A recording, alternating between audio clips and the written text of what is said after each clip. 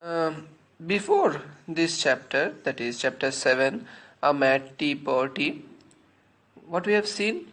We have seen that Alice is going through several problems, or better to say, adventures. But every adventure, or after every adventure, or through every adventure, what we see? We see that Alice is gaining something. Alice is gaining certain knowledge to live in this world, live in this Wonderland world.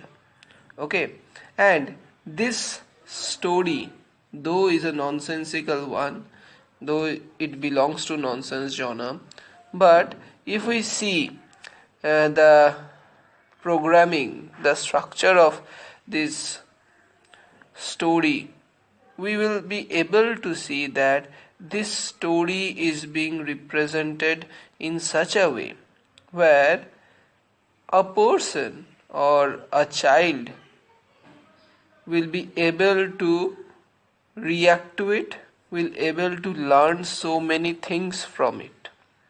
Okay, first of all, the idea of your size, the height, which has been discussed in previous class. I am not going in depth with it. So if you need to control your size, you need to control your anger, you need to control yourself in order to sustain in this world. That is what is being presented before, and the advice was given by the caterpillar, right? Similarly, what we find the cat, the Cheshire cat, advises Alice to be in such a way where to be such a person in which he will be able to adapt with this society, that is Wonderland society. Okay, what does he mean by that, or what does I mean by that? The Cheshire cat advises her to be mad, right, in order to be in this world, because this Wonderland world is full of mad people and she needs to be mad. Clear? So what we find? We find in every step uh, Alice is gaining something. Alice is gaining the knowledge of sustaining, which is very important for a child. And a child knows everything, or gets to know everything through this um, challenges, through the experiences that he or she goes from his birth, from her birth, right? He or she gets to know different things. So this dream that is being described in this novel, this dream of Alice is not only a dream or figmentation of the mind, but also it has this capability of providing knowledge to Alice, providing knowledge of the world, though it is an underworld or the Wonderland, whatever you might say. In spite of it being an underworld or a world which is completely opposite to reality, the basic themes or the basic idea that is given over here is that you need to adjust yourself throughout your life according to the demands of the society. That is very, very important. You need to adjust to the things. For example, when you were in school, you have to behave in such a way where it is appropriate for the school. After joining college, a complete new set of rules comes to you. Even after joining college, during online classes, you have to adjust in different way. So it is the nature of human beings that helps them to adjust and adapt, be accustomed with the social norms, right? So that is what is being portrayed over here in this chapter, A Mad Tea Party. One of the most important lessons will be taught, but in the last section. Okay, in every chapter there is this nonsensical portrayal where you might feel that what is going on, what is the meaning of all this.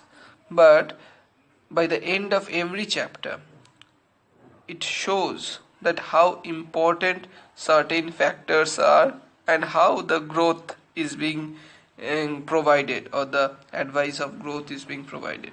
So for this chapter also, it will begin with kind of nonsensical things that will be projected over here, but by the time it ends, by the time this uh, chapter ends, it will focus, or it will show how the story is helping him, or helping Alice, not him, helping her, how the story is helping her in understanding the relativity of time, or the importance of time. Clear? So the title of this chapter is A Mad Tea Party. So after leaving the first place, what we find here is that the Cheshire Cat advises her to go to the house, and Alice approaches a large table which is set under a tree outside March Hare's house, and she comes across the Mad Hatter and the March Hare taking tea. Okay, they rest their elbows on a sleeping dormouse who sits beside them. Clear?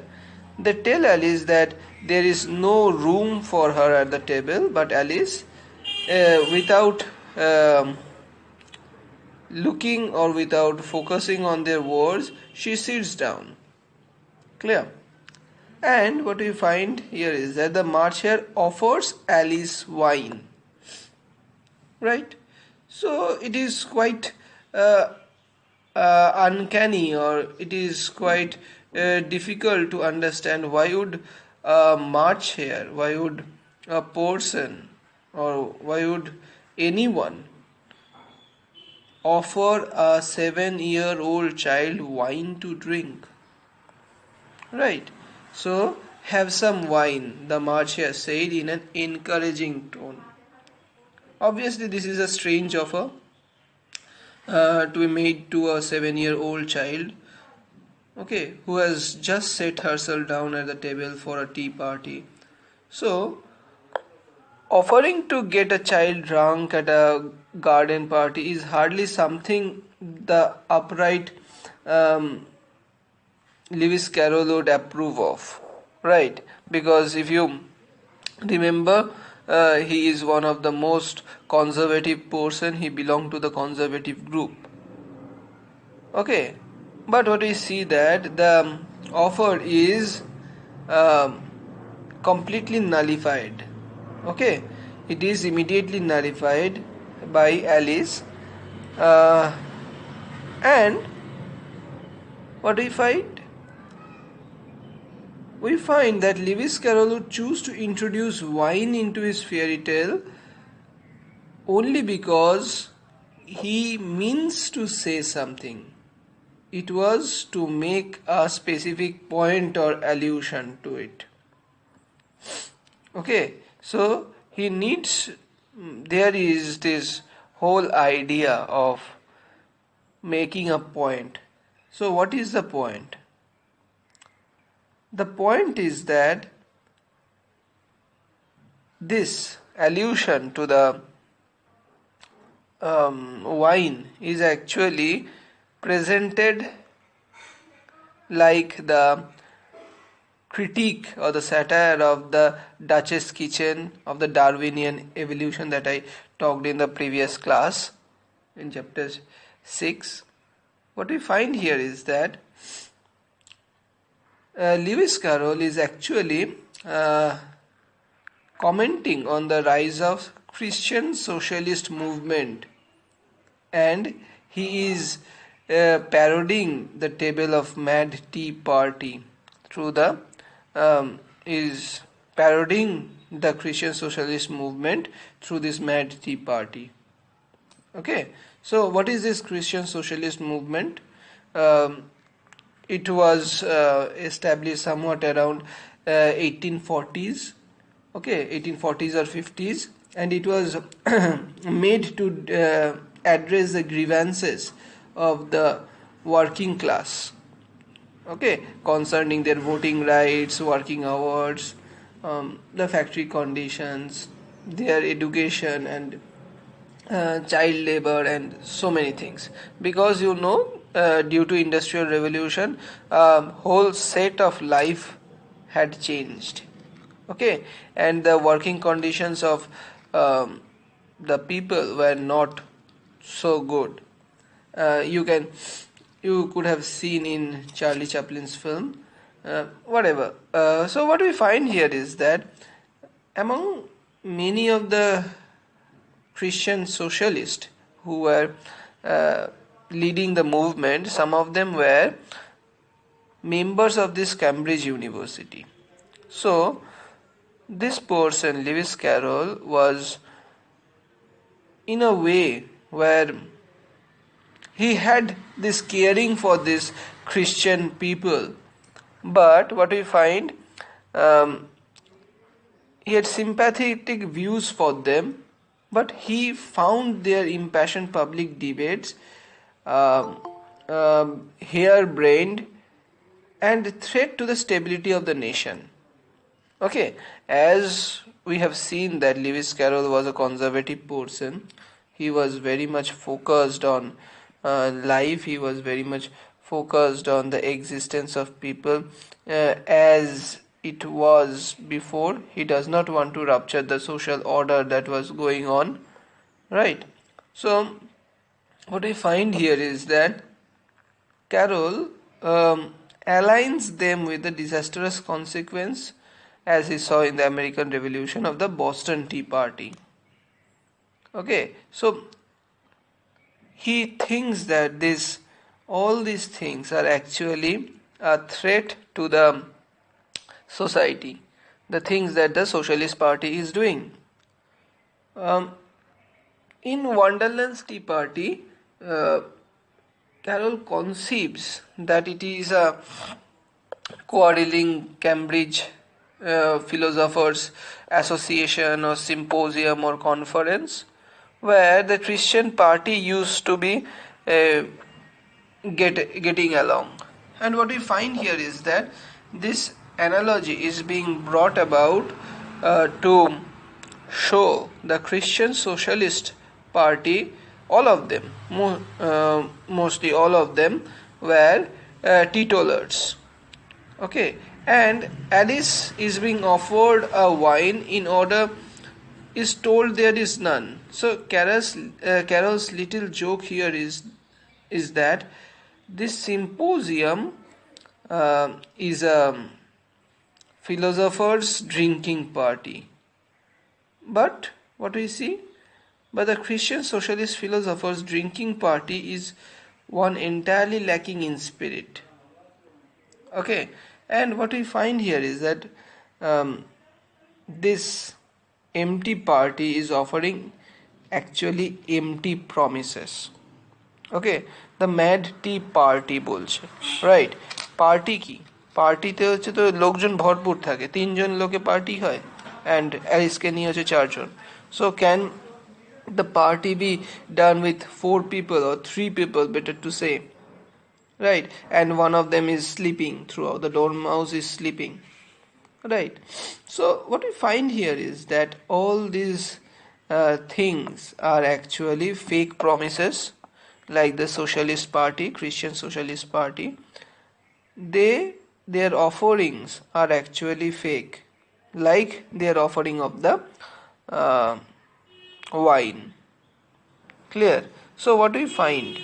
We find that Alice rejects this, and she tells the March here that his conduct is uncivil, to which he rejoins that it was uncivil of her to sit down without being invited. Okay. In the meantime, the Mad Hatter enters the conversation, opining that Alice's hair wants cutting. Alice admonishes his rudeness and everything. but he ignores her scolding and responds it with a riddle. We have seen a riddle before by the Cheshire Cat, which is almost like a sphinx, right? Sphinx is telling or asking a riddle. What we find here is that this riddle is another kind but is not like sphinx. What is the riddle? One of the riddle here is that why is raven like a writing desk? Why is a raven like a writing desk? Clear. Alice attempts to answer the riddle, which uh, begins a big argument about semantics and everything. But after their argument, the tea party sits in silence until the Mad Hatter asks the March Hare the time. Okay, so this is the bringing of the time, which to which March Hare sees his watch and discovers that the March Hare's watch, which measures day of the month, is broken. Okay, and the Mad Hatter becomes angry. He blames the March Hare for getting crumbs on the watch when March Hare was spreading butter on it. And March Hare sullenly dips the watch in his tea, dejected, remembering that it was the best butter. So what we find out over here is that all these things related to the time will be coming along. But before that, um, who is the Mad Hatter? Mad Hatter, as I have told you before also time and again, that every character has a real life counterpart. So Mad Hatter was Charles Kingsley. Okay, he was a Cambridge Christian socialist, a clergyman, and he was also author of many popular social conscious novels. Okay, like East a Problem, Alton Locke. Okay, so it was published around 1850s. Okay, so these writings advocate the middle classes of the tragic human consequences of the industrial revolution. Okay, so what we find here is that this all these things are actually being targeted. All the sayings that of this chapter is being targeted towards the socialist party. Okay, Christian socialist movement rather, not the party. What we find over here is that Kingsley was one of the few clergymen to embrace Darwin evolution, okay, and introduce its ideas into his novels. And if you remember that Dodson, that is Lewis Carroll, was not so much in favor of Darwin's evolution, and that is why it is believed that it seems likely that Carroll already had Kingsley's satire in his mind, while Alice initially mistakes the mouse swimming in the primordial soup of pool of tears in previous chapter. So what we find here is that Carroll was sufficiently provoked by the evolutionary ideas that Darwin invented, and he invented a board game called natural selection. So let's not get into that now. The class will be elongated.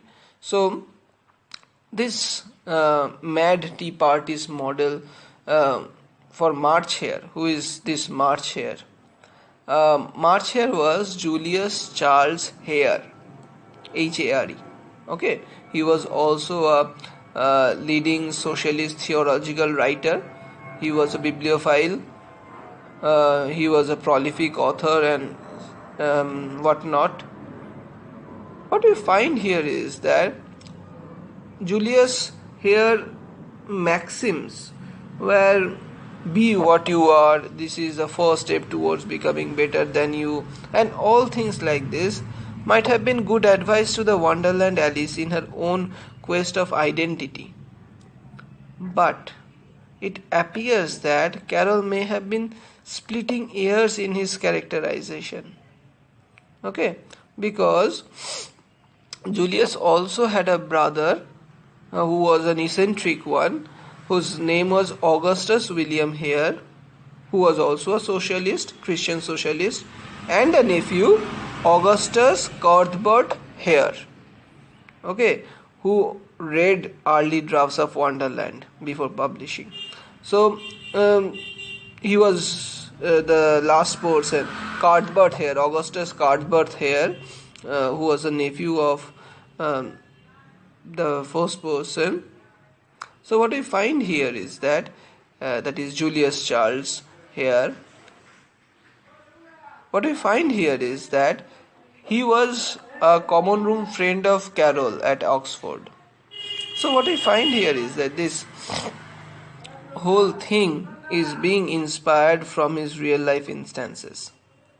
Okay, who actually the character was for the march here is a bit confusing, but it is believed that these three might be the person.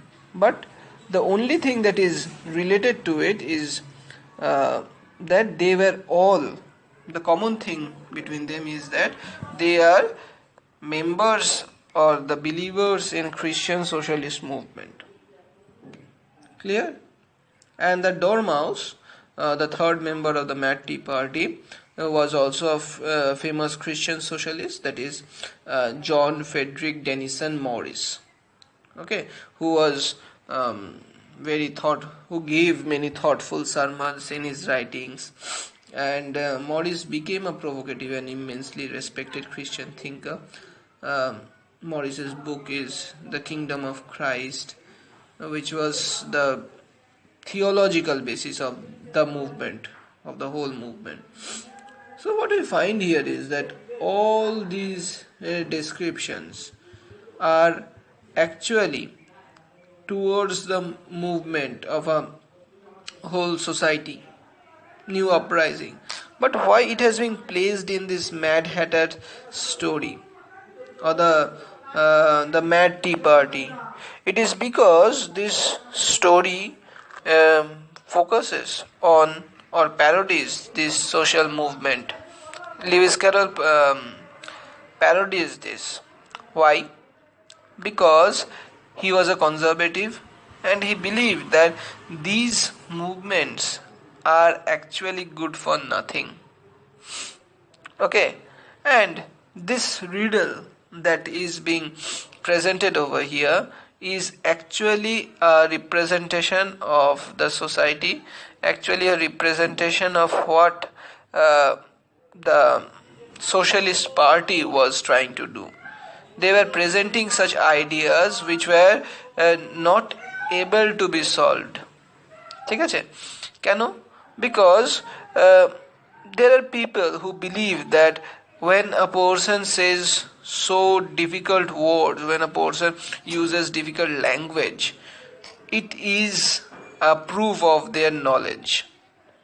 ওকে, আমাদের এটা বিশ্বাস, বেশিরভাগ লোকেরই বিশ্বাস, যখন একটা মানুষ খুব কঠিন কঠিন ভাষা বলে, খুব কঠিন কঠিন ল্যাঙ্গুয়েজ বলে, সে যদি আরো টিচার হয় তার মানে সে অনেক জানে।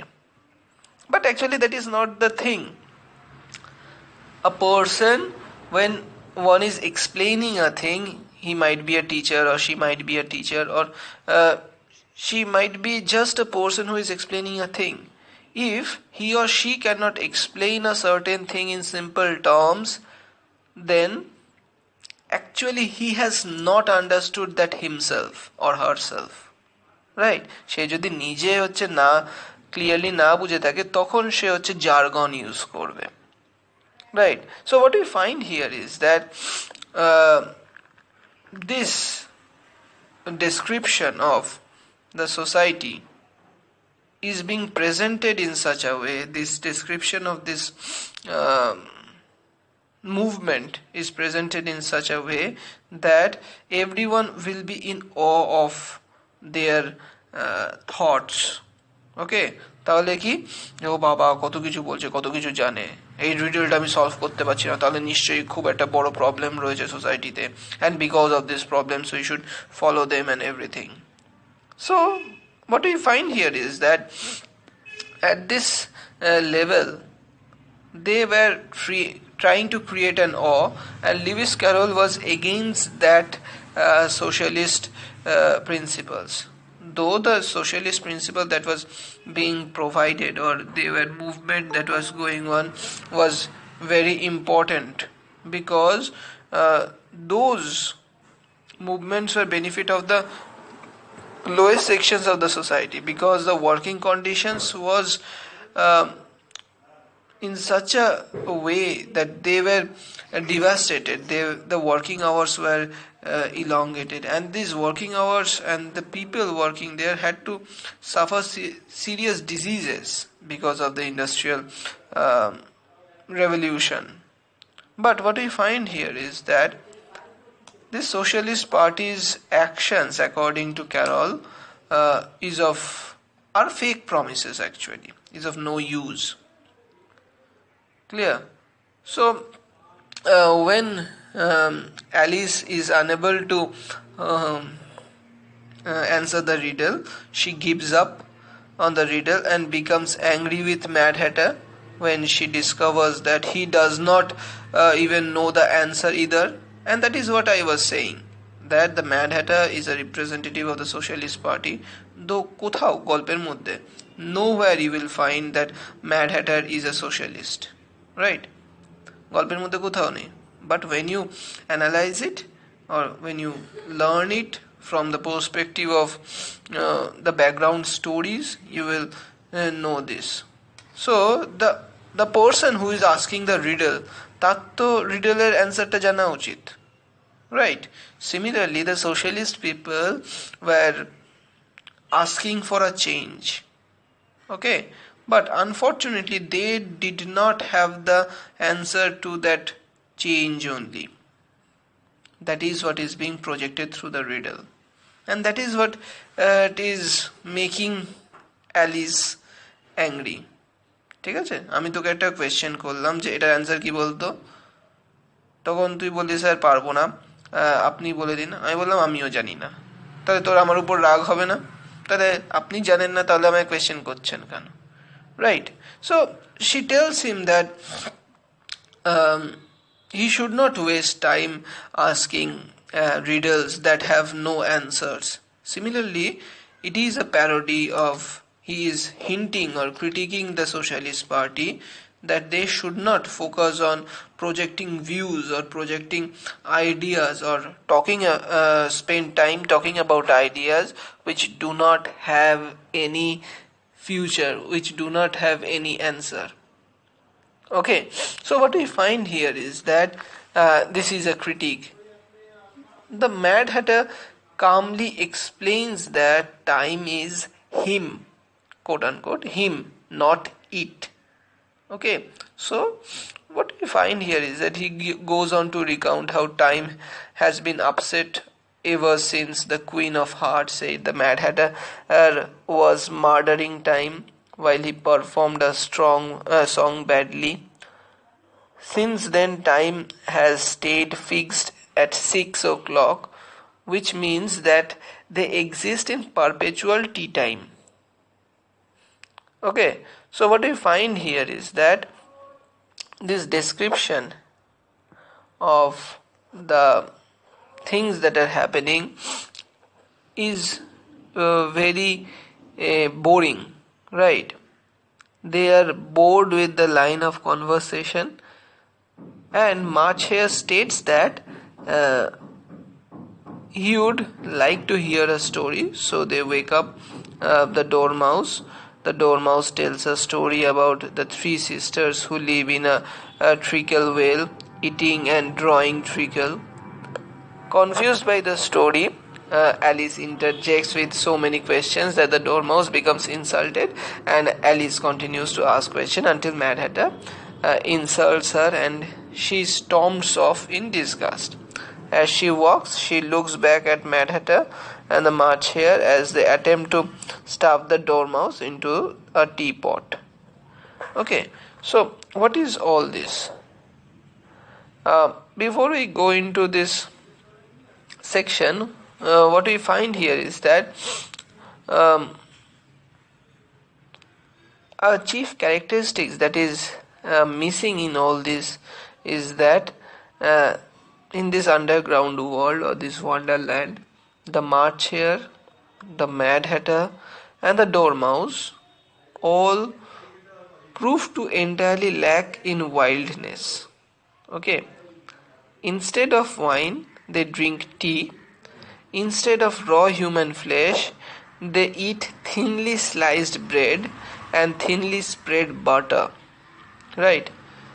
They are entirely capable of considering degree of eccentric rudeness, but this is hardly rises to the terrifying um, frenzy of Bacchus. Okay, so why it is so? Because you have read Ovid, especially the Bacchus's part, where this kind of description, as I have told you before, that there is this mythological description to certain sections of Alice's adventures in Wonderland. What we find here is that a Mad Hatter is Dionysus or Bacchus, the god of wine and madness. Okay, and this is being done. The Dionysian mysteries were the most secret of all mysteries and related to the living souls. And to that romance he was Bacchus and presided over the Bacchanalian festival. He was known as the liberator, bringing freedom from one's normal self through the inspired madness. So what we find here is that like the mad March Hare of folklore and nature, Pan had a wild, predictable nature. Who is Pan? The March Hare is the Pan, and Pan is the goat-footed, goat-horned god of frenzy. Okay, Pan is the goat-footed, goat-horned god of frenzy. যার থেকেই হচ্ছে কি আমরা ওয়ার্ডটা পেয়েছি, panic ওয়ার্ডটা পেয়েছি, from whom we have got the word panic. So in the Bacchus's in the Bacchus section of Ovid's Metamorphosis, you have seen that there is this kind of frenzy going on where the own people is killing his own, thinking it to be a bear. Right. So what we find here is that the natural spirit is closely associated with the worship of Dionysus, who was both a wise counselor and a mad, irrational beast. Right, this Pan. What we find here is that this Dormouse is Silenos. Okay, Silenos, and he is the god of drunkenness. And how can we know that? Because he is always sleeping. Right, Dormouse is the god of drunkenness. He was a foster father of Dionysus. Okay, he is the foster father of Dionysus. Like Dormouse, Silenos the satyr was snub-nosed and pot-bellied and everything. So, however, the Mad Tea Party is essentially the domain of the fourth god. Who is the fourth god? The fourth god is Dionysus' grandfather, Cronus. Okay, who is Dionysus? Dionysus is Bacchus. Bacchus is the son of Zeus or Jupiter to say, right? And Cronus is Bacchus's grandfather, right? Zeus's father or Jupiter's father. In Roman mythology, Cronus is Saturn. Okay, who is Cronus? Cronus is the god of time. Okay, now here comes the most important part of this whole chapter. Before arriving at the tea party, Alice was primarily concerned with her identity. Okay, as it was manifest in the physical dimension of space, that is the height, width, depth, right? The physical dimensions. She begins to deal with this problem, which was first voiced by the caterpillar, of her identity changing with the passage of time, that is past, present, and future. What we find here is that this is being described and placed over here. Okay, how this whole story, this whole description shows how Alice soon discovers that the Tea Party is primarily concerned with the measuring, managing, and ordering of time. Okay, the Mad Hatter personifies time in folktale from Old Father Time, the iconic old bearded man with scythe, derived from the myth of Greek Kronos, the scythe-bearing god of time. Kronos is also the source of image of the Grim Reaper who comes to us all in time. So you have read this in your poems, right? Metaphysical poem in To His Coy Mistress, where time is a winged chariot, and in several other poems where time is being described as holding a scythe, দা বা কাস্তে হাতে টাইমের ইমেজটা রয়েছে, যে কি করবে, যে হচ্ছে সবসময় হচ্ছে রিপ করতে করতে আসছে, রাইট? সো ক্রোনাসের ইমেজ হচ্ছে ওইভাবে দেখা যাচ্ছে, he is the god of time, and that is being presented over here. Another thing that is shown over here is that the riddles, right? The Tea Party is filled with riddles, and the most famous one, যেটা হচ্ছে আমি বললাম, why is Raven like a writing desk? Why is a Raven like a writing desk? Though it goes unanswered, several critics have tried to solve it.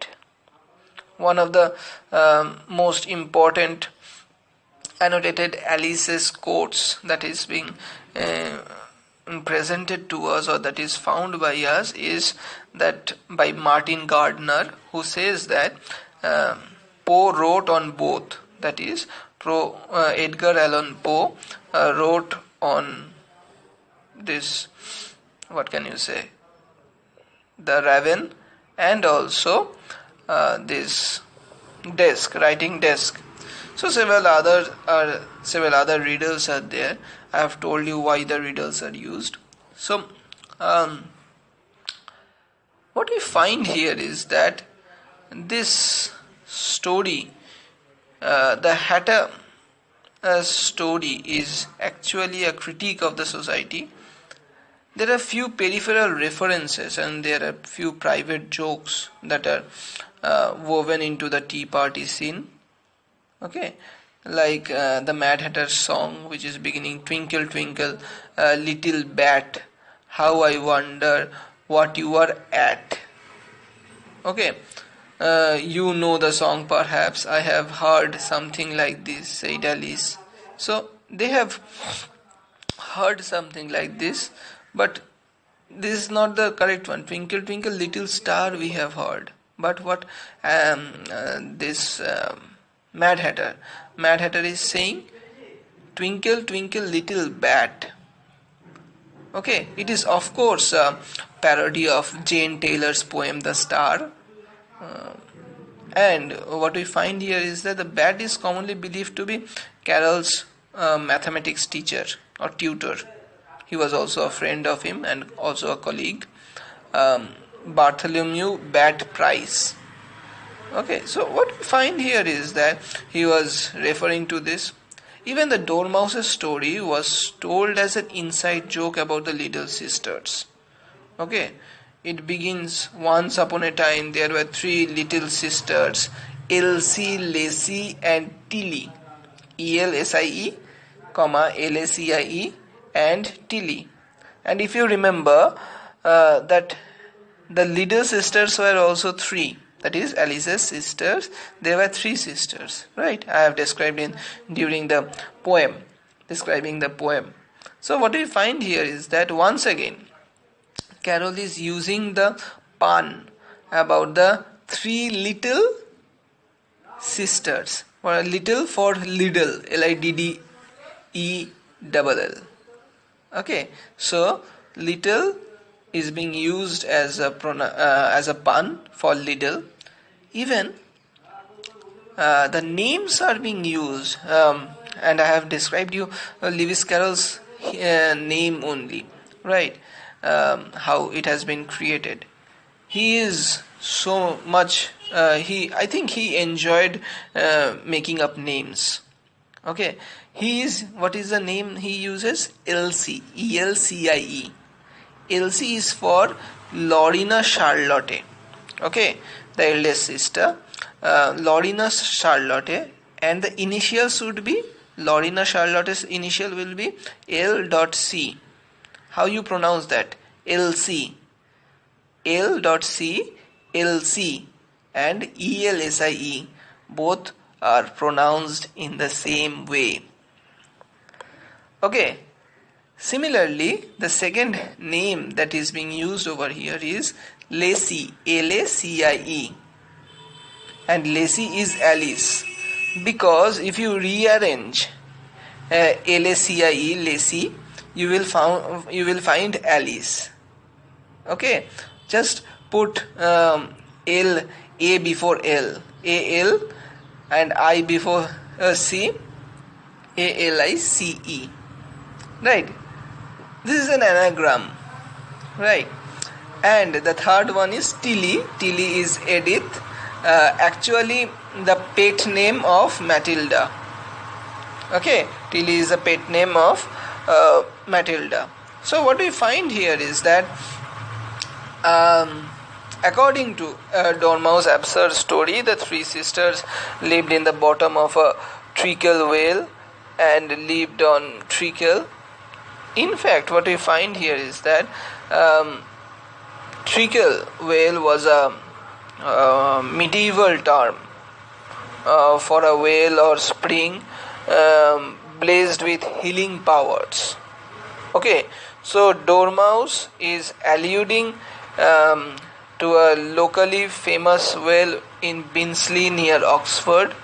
The well was sacred to Saint Margaret and plays a crucial role in the legend of Saint Fritzweit, I think. Okay, who was a patron saint of Oxford. What we find here is that the little sisters would have witnessed the installation of this spring. It was and the dedication of Edward Bourne Jones's Saint Fritzweit. What we find here is that Alice carved a wooden panel later in that place. Another allusion, the second allusion to say, relates to these three sisters and well from which they drew everything, that begins with an M, such as mousetraps and the moons and memory.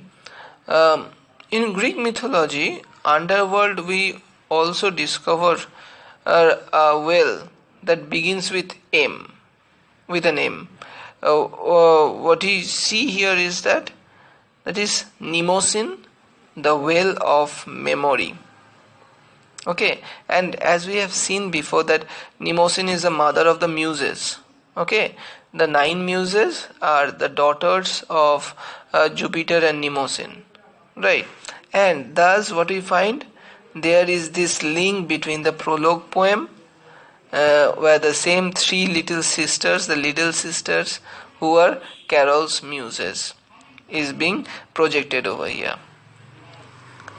Okay, so after all these riddles and conundrums posed to her, the variety of Wonderland tutors, since leaving the Great Hall, Alice, like an initiate of Eleusinian mysteries, has acquired many lessons, many life lessons.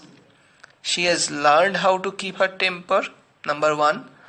Okay, mind her own business, and at any rate keep a proper sense of size and proportion. So this is the knowledge of Alice.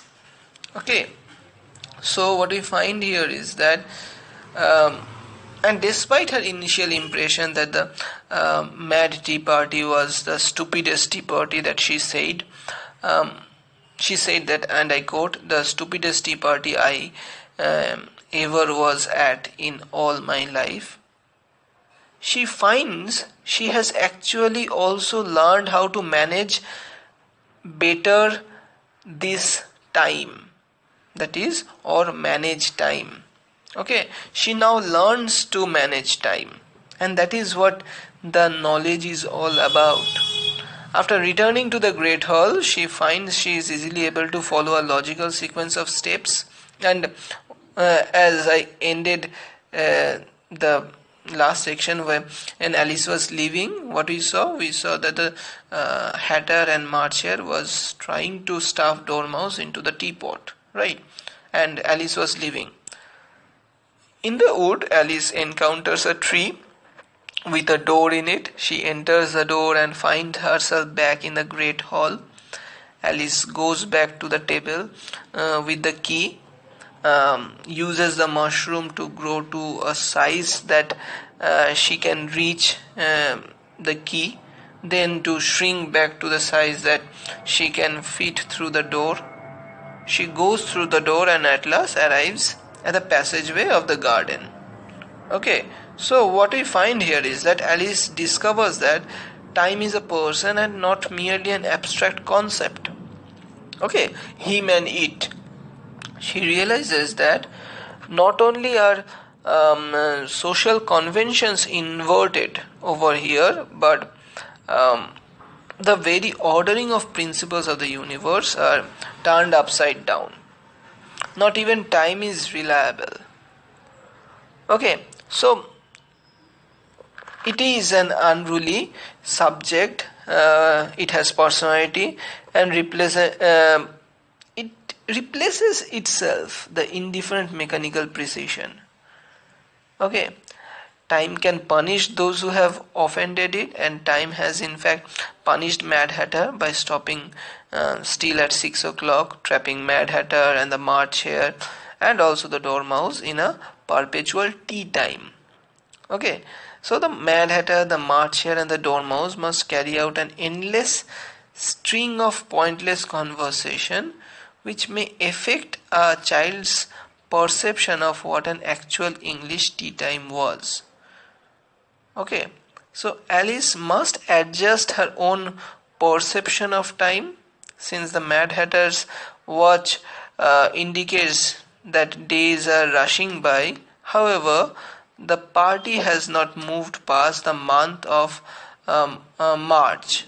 Okay, the month during which March Hare was turning mad, or had turned mad. Okay, so the Tea Party challenges Alice's understanding of the fundamental concept of time. Okay, the Mad Hatter's answerless riddle reaffirms Wonderland's unusual sense of order.